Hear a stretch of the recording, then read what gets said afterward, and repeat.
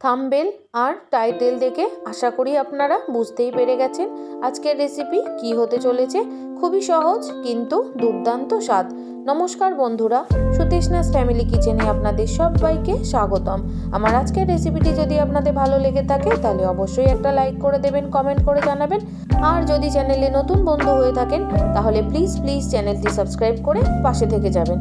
আমার সকল বন্ধুদের জানাই অনেক অনেক শুভেচ্ছা, ভালোবাসা আর অভিনন্দন। তাহলে চলুন বন্ধুরা, আর বেশি দেরি না করে ঝটপট বানিয়ে ফেলি আজকের রেসিপি। আজকের রেসিপি হলো দুর্দান্ত স্বাদের কাঁচা পাকা টমেটো দিয়ে মুসুরির ডাল। প্রথমেই আমি দেখিয়ে দিচ্ছি যে আমি কি নিয়েছি, কতটা পরিমাণ নিয়েছি। এখানে কাঁচা টমেটো নিয়েছি 200 গ্রাম আর পাকা টমেটো নিয়েছি 300 গ্রাম, সাথে ডাল নিয়েছি 250 গ্রাম। আপনারা আপনাদের প্রয়োজনে কিন্তু কম বেশি করে নেবেন। আমি একটু টমেটোটা বেশি পরিমাণে ইউজ করব, এতে কিন্তু খেতে ভীষণ ভালো লাগবে। মুসুরির ডালটাকে ভালো করে ধুয়ে নিয়েছি। শুধুমাত্র 10 মিনিটের জন্য আমি জল দিয়ে ভিজিয়ে রাখবো। ততক্ষণে আমি কেটে নিচ্ছি টমেটোগুলো। প্রথমে আমি কাঁচা টমেটোগুলো কেটে নিচ্ছি। টমেটোগুলো বেশি ছোট করে কাটবো না, মাঝখান থেকে একবার কেটে 2 ভাগই করে নেব। এইভাবে আমি সমস্ত কাঁচা টমেটোগুলোকে কিন্তু 2 ভাগ করে নেব।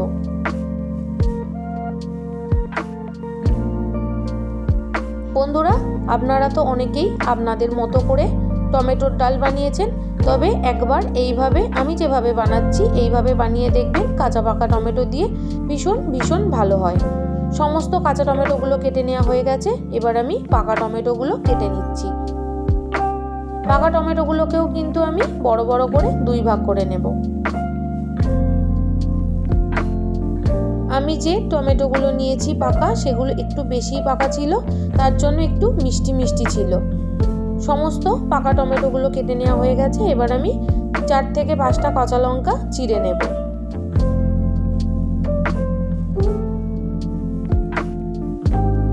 সবকটা কাঁচা লঙ্কা কেটে নেওয়া হয়ে গেছে। এবার আমি সমস্তটাই একবার দেখিয়ে দিলাম। এবার আমি প্রেসার কুকারের মধ্যে ডালগুলো ভরে দেব। যে জলটা দিয়ে ভিজিয়ে রেখেছিলাম সেই জলটা কিন্তু আমি ফেলে দিয়েছি। এবার আমি ডালটা কুকারের মধ্যে ভরে দিচ্ছি। তারপর পরিমাণ মতো জল আমি দিয়ে দেব। জল দেওয়া হয়ে গেছে। এবার ঢাকনা আটকে আমি 3টে সিটি মারবো। 3টের বেশি সিটি কিন্তু মারবো না। তারপরে আমি দেখাচ্ছি 3টে সিটি মারার পর ডালটা কিরকম ভাবে সেদ্ধ হয়েছে। আপনারা দেখলেই বুঝতে পারবেন, না পুরো গলে গেছে না একদম গোটা আছে, সুন্দর মতো সেদ্ধ হয়ে গেছে। 10 মিনিট ভিজিয়ে 3টে সিটি মারলেই কিন্তু এরকম সুন্দর ডালটা সেদ্ধ হয়ে যাবে। এবার হাতা দিয়ে খুব ভালো করে ঘেঁটে দিচ্ছি। তবে আপনাদের কাছে যদি ডাল কাটা থাকে আপনারা কিন্তু সেটা দিয়েও ডালটা ঘেঁটে দিতে পারেন। এবার আমি গ্যাসের মধ্যে কড়াইটা বসিয়ে নিয়ে ডালটা কড়াইয়ের মধ্যে ঢেলে দেব। তারপর আমি যতটা পরিমাণ ডালে জল রাখতে চাইবো সেই অনুযায়ী জলটা আমি দিয়ে দিলাম। আপনারাও কিন্তু যতটা পরিমাণ ডাল রাখতে চাইবেন সেই অনুযায়ী জলটা দিয়ে নেবেন। তারপর হাতা দিয়ে একটু ভালো করে মিশিয়ে দিচ্ছি। খুব বেশি সিটি দিয়ে দিলে বা খুব বেশি সময় ভিজিয়ে রেখে সিটিটা দিলে কিন্তু ডালগুলো একটু ফেনা হয়ে যায়, এতে কিন্তু খেতে খুব একটা ভালো লাগে না। ডালটা মেশানো হয়ে গেছে। এবার আমি দিয়ে দিলাম পরিমাণ মতো হলুদ, দিয়ে আবারও একটু ভালো করে ডালটা মিশিয়ে দেব। বন্ধুরা, রেসিপিটি যদি আপনাদের ভালো লেগে থাকে তাহলে কিন্তু অবশ্যই একটা লাইক করে দেবেন। ভালো করে ডালটা মিশিয়ে দিয়েছি হলুদের সাথে। এবার কাঁচা টমেটোগুলো দিয়ে দেব। কাঁচা টমেটোগুলো যেহেতু সেদ্ধ হতে একটু সময় লাগে, তাই আমি আগে কাঁচা টমেটোটা দিয়ে 3 থেকে 4 মিনিটের জন্য ঢাকনা দিয়ে সেদ্ধ করে নেব। 3 থেকে 4 মিনিট পর আমি ঢাকনা খুলে একটু নাড়াচাড়া করে দিলাম। এবার আমি এর মধ্যে দিয়ে দেব চিড়ে রাখা কাঁচা লঙ্কা আর পাকা টমেটোগুলো।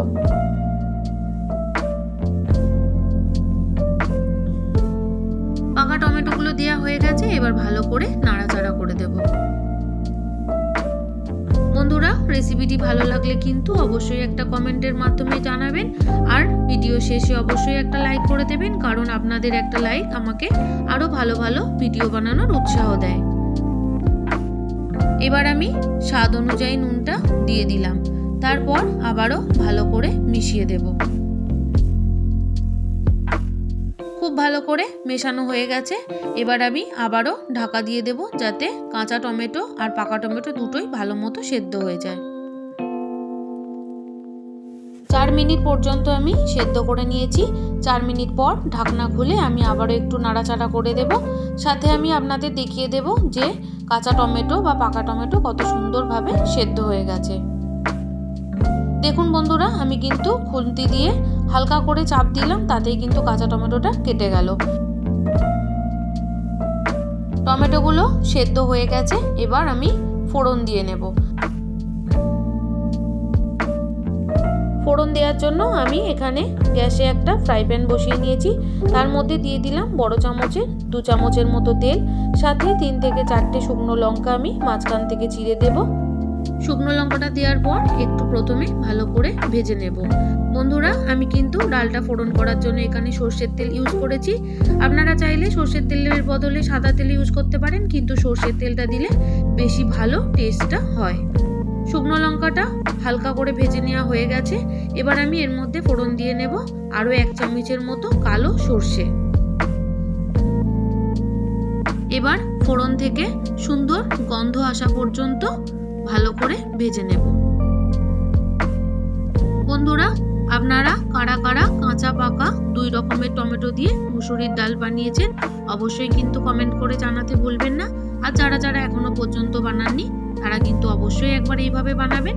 আশা করি আপনাদের ভীষণ ভীষণ ভালো লাগবে। দেখুন বন্ধুরা, খুব ভালো মতো ফোড়নটা করে নিচ্ছি। সর্ষেগুলো কিন্তু ফাটতে শুরু করেছে, লঙ্কার কালারটাও কিন্তু চেঞ্জ হয়ে গেছে। আর ফোড়ন থেকে ভীষণ সুন্দর একটা গন্ধ চলে এসেছে। এবার আমি এটা ডালের মধ্যে দিয়ে নেব।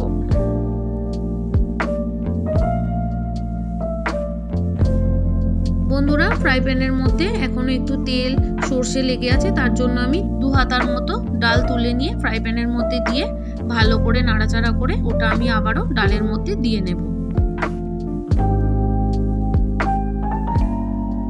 তারপর খুব ভালো করে নাড়াচাড়া করে দেব। এবার 2 থেকে 3 মিনিট জোর আঁচে ভালো করে ফুটিয়ে নেব। বন্ধুরা, আমি এখানে কোনো রকম চিনি বা মিষ্টি ইউজ করলাম না, তবে আপনারা যদি চান স্বাদের ব্যালেন্সের জন্য একটু চিনি বা একটু গুড় ইউজ করতে পারেন। আমি যেহেতু এটা টক ডাল বানিয়েছি, তাই আমি কোনো রকম চিনি বা গুড় এটার মধ্যে আজকে ইউজ করলাম না। ডালের টেস্টটা আরেকটু বাড়ানোর জন্য 2-4টে টমেটো কিন্তু আমি একটু ঘাঁটা ঘাঁটা করে দেব। আপনারাও কিন্তু এইভাবে 2-4টে টমেটো একটু ঘাঁটা ঘাঁটা করে দেবেন, এতে ডালটা কিন্তু খেতে ভীষণ ভালো লাগে। ঘাঁটা ঘাঁটা করে দেওয়া হয়ে গেছে। এবার আমি আরও 2 মিনিটের মতো ফুটিয়ে নিয়ে নামিয়ে নেব। বন্ধুরা, তৈরি হয়ে গেল দুর্দান্ত স্বাদের কাঁচা পাকা টমেটো দিয়ে টক ডাল। রেসিপিটি ভালো লাগলে অবশ্যই লাইক করে দেবেন, কমেন্ট করে জানাবেন, আর যদি ইচ্ছা হয় তাহলে নতুন বন্ধুদের সাথে শেয়ার করে দেবেন। আমার সাথে এতক্ষণ জুড়ে থাকার জন্য আপনাদের সবাইকে অসংখ্য ধন্যবাদ। আপনারা সবাই ভালো থাকবেন, সুস্থ থাকবেন।